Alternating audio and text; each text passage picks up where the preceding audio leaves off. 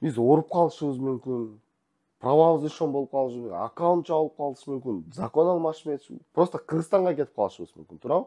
В основном экономго машиналарыбыз азыр Kia, Solaris, Rivo, Polo ушундай машина. Корея, Япония. Допустим, Exit LX деген машина, премиум класста чыгып аткан машина. Алар 99 миңден болуп атат как раз. Эконом машина 1800дөн максимум бере алабыз.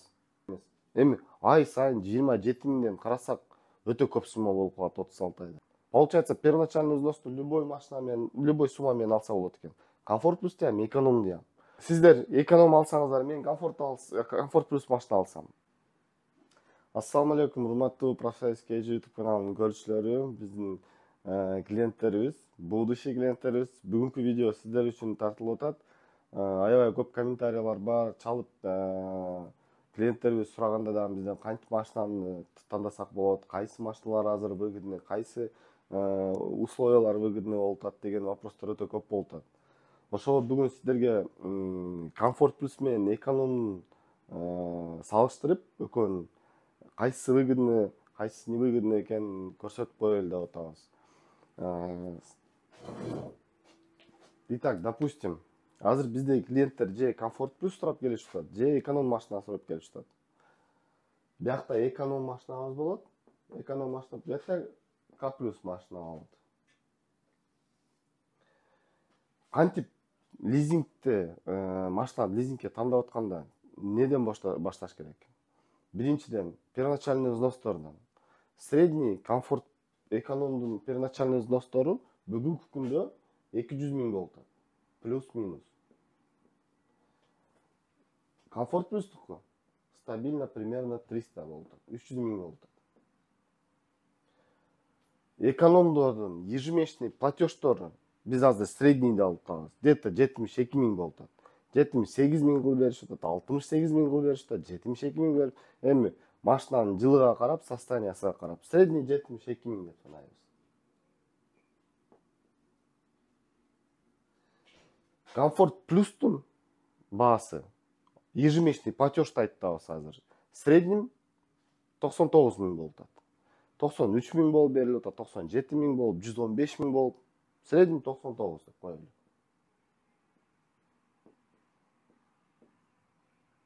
Если кааласаңыздар, прям пример кылып даже машиналарды ham пример кылып берели азыр. Өзүбүздүн машинабызда как раз Hyundai Creta 72 миңден 32 айга берилип атат, 32-36 ай состояниясына карап.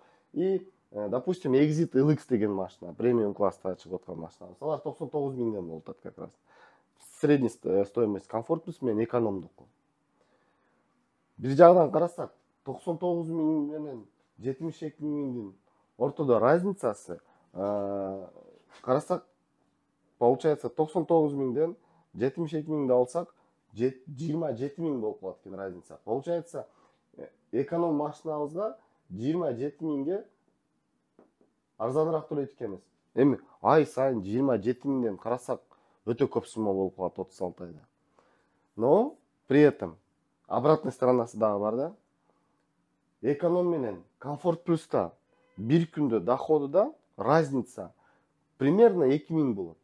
Эми понятно, азыр комментарияда жазасыздар, жок, 2 миң эмес, пятница, суббота коэффициенттер күйгөндө 5 миңге чейин жетиши мүмкүн дейсиздер. Ооба туура, но биз минимальный эсептеп атабыз. Минимально 2 миң болот эконом менен комфорт плюстун разницасы.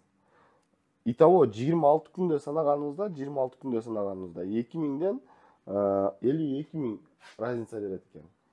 52 миңге комфорт плюс көбүрөөк табат экен экономго караганда. Эсиңиздерде платеждо 27 миң разница бар эле.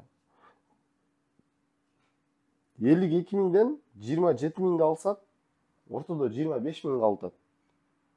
25 миң. Это разница между 25 миңге комфорт плюс бир айда экономго караганда көп табып атат. Получается, сиздер эконом алсаңыздар, мен комфорт плюс машина алсам. Первоначальный взносто бияктан 200-300 разница бар, ооба, но биздин парктан машиналарды алып атканда клиенттер 100 миң, 150 миң берип калганын 2-3 айга бөлүп атат. Получается, первоначальный взносты любой машина менен, любой сумма менен алса болот экен. Комфорт плюс дем, эконом дем. Значит, особо роль ойнобойт экен. Ежемесячный платежто комфорт плюста доходту санаганыбызда экономика менен 55 миң минимум 55 миң мен көп таап атам эконом минген адамдан. 25 миңге көп таап атам. И ай сайын получается мен 99 миң платежыма ушул 25 миң сверху төлөп 2 жыл 2,5 жылда эрте төлөп коюп атам. 3 жыл төлөбөстөн. А экономду алган адам мына 25 миңди ай сайын таппай жатат. Эми машина ооба туура айтасыздар, арзаныраак. Но арзаныраак машинаны ham төлөш керек да. Эгерде биз ал акчаны таппасак, кантип төлөйбүз? Биринчи момент. Экинчи момент. Бул жакта эконом эски 2019-2021 жылкы машиналар болуп атат. 3 жылдан кийин ал машина канчага сатылат? Тоже непонятно. Комфорт плюста жаңы, без пробег, беспроблемный машина болуп атат. В основном экономго машиналарыбыз азыр Kia, Solaris, Rivo, Polo ушундай машина, Корея, Япония. Но биз баарыбыз билебиз, уже вот 4-чү жыл болуп атат, же машиналар кирбейт Россияга, же запчасттар кирбей жатат. Ооба, азыр сиздер жазасыздар, мен запчаст оңой эле таптым депчи.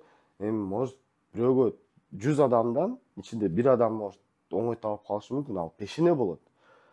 Но биздин статистикабыз массада да минимум 300, 100, 500 машинадан карап атабыз. И точно билебиз да, экономдор канча жолу бир айда бузулуп атат, и комфорт плюска алынып аткан машиналар бир айда канча бузулуп атат. Итак, получается, комфорт плюстан эрте жабылып атат лизинг. Следующий момент, ал биринчиси. Экинчиси, экономдун ежемесячный платежы 22 миң. Бияқта 99 миң комфорт плюстуку. Биз ооруп калышыбыз мүмкүн, правабыз ишон болуп калышы мүмкүн, аккаунт жабылып калышы мүмкүн, закон алмашы эмес, просто Кыргызстанга кетип калышыбыз мүмкүн, туурабы? 1 жыл, 2 жыл төлөп, ошол акчага күйбөшүбүз керек да. Комфорт плюсту алган адам ушул эле Exit LX-терде азыр 3.000-3.500 арендага берилип атат. Ушул 99 миңди спокойно арендада таап келип атат. Бул машина 3.500 арендага берсек, бир айда 105 миң алып келип атат. 105 миң алып келип атат. Эконом машина 1800 максимум бере алабыз. Даже 1600 берген адамдар барчы. 1800 выходнойлор менен 6-1 беребиз биз ушул машиналарды арендага. 26 күнгө көбөйт, 26 эмес, 1800 даже 30 күнгө көбөйткөнүбүздө да 54 миң болуп атат. Получается, 54 миң арендада алып келип атат бул машина. А платежубуз 72 миң. Платежубуз 72 миң. Ортодо 18 миң калып атат еще. Получается, экономду алган адам, экономду алып минген адам, 1 жыл, 2 жылдан кийин ооруп калса, же ДТП болуп калса, бузулуп калса, ай сайын арендага бергенде дагы 18 миңден кошуп жабыш керек болуп калат. А комфорт плюс алган адам 105 миң алып келип 99 миң жабып туруп, еще 6 миңге разницага, 6 миңге ал жакта еще май-сай фильтрлерин алмаштырып коюп атат. Кайсы жагы выгодный, кайсы жагы безопасный экенин өзүңүздөр уже түшүндүңүздөр. И акыркы момент. Платежга карап, так, запчасттарын айттык, плюс-минустарын. Запчасть, ежемесячный платеж, вроде все. Сатылып аткан эконом эски машина 3 жылдан кийин канчага сатылат? Комфорт плюс жаңы машина канчага сатылат? Азыр сиздер айтасыздар, силер китайцтарды эле мактап атасыңар, китайцтар болбогон машина анда мындай деп. Туугандар, вот биздин паркыбыз биринчи парк болгон, по-моему, Кыргызстан парктан массово Хавал FSM'дерди 1-2 жыл мурун алганбыз. Яндекс даже комфорт плюска өткөрбөйт деп билбейт ал машиналар комфортто иштеп жүргөндө. Но биз ушунтип эле аналитика менен санап билгенбиз ушул машина комфорт плюска өтүшүнүн. И эсиңиздерде клиенттерибизге, бизге ишенген клиенттер 20-30 адам келип бир күндө ошол хавалдарыбызды алып, бүгүнкү күндө андан кийин бир айдан кийин комфорт плюска өтүп, ошол эле экзиттерибиз клиенттерибиз утуп калганда 500 миңге машина бир айда кымбаттаган. Биздин клиенттер получается комфортко алып машинаны, комфорттун баасын төлөп, комфорт плюска ишке чыгып кеткен. Поэтому китайцтерден дагы бардык маркаларды албайбыз. Бизде всего лишь Exit LX, Haval F7, Geely Atlas Pro, Ariza 8.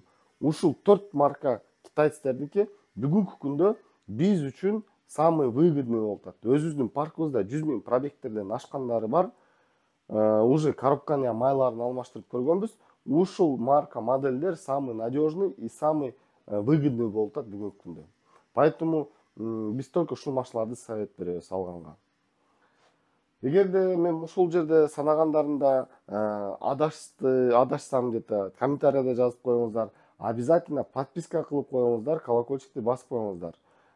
Жакында розыгрыш болот, без первоначального взноса машина берилет. Ошол видеону обязательно көрүңүздөр. Вовремя көрүш үчүн обязательно подписка менен колокольчикти басып койсоңуздар, видео чыккан күндө сразу сиздерге рекомендацияда чыгып калат. Дагы кандай вопросторуңуздар болсо комментарийде жазасыздар, окуп отвечать этишке аракет кылабыз. Розыгрыш боюнча кантип разыгрывать этилет машиналар, кантип без первоначального взноса машиналар берилет. Туугандар, биз бир күн тандап, азыр количество машинаны определять этип туруп, бир жерге туруп такси чакырабыз. Чакырганда көрөбүз, если өзүбүздүн мекендешибиз келсе, YouTube'unu көрөбүз. Бизге подписан болсо биздин каналыбызга, ошол машинаны ошол жерде беребиз. Өзүнүн страховкасын кылып, машинаны алып линияга чыгып кетет. Первоначальный взнос берилбейт ошол машинага.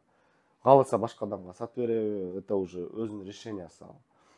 Биз уже ушинтип разыгрывать этип бергенбиз машинабызды.